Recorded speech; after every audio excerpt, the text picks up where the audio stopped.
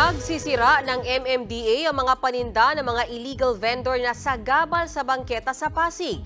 Pati mga motoristang illegal na nakaparada sa kalsada, tinikitan. Nasa frontline ng balitang yan si Eileen Fulgencio. Hindi magkamayaw ang mga tinderang yan sa pagkuha ng kanilang mga panindang gulay at prutas sa bangketa sa Barangay Rosario sa Pasig matapos magkasa ng clearing operations ang Special Operations Group Strike Force ng MMDA at Pasig Action Line Division. Pinagsisira ang mga patungan ng kanilang mga paninda. Hindi rin pinalampas ang tindahang ito na nasa ilalim ng overpass. Dami na po ito ng tao. Nasa ilalim na po kayo ng overpass.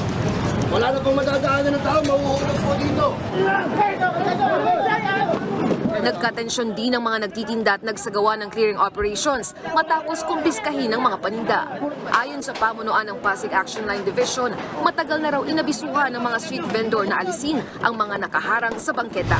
Daanan po ito. Daanan po, walkway, pathway, public road.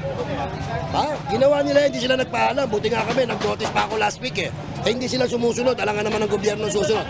Tatanggalin ko po ito, kahit na magreklamo sila, haharapin ko. Natikitan din ng mga iligal na nakaparada sa kalsada gaya ng mga motoristang yan.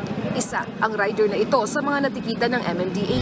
Mga 5 minutes lang, paalis na sana, nahuli pa. May mga natori ng MMDA na diretso sa impounding area, habang ang mga motorsiklo naman ay mananatili sa impounding ng LGU. Nagbabalita mula sa frontline, Eileen Fulgencio, News 5.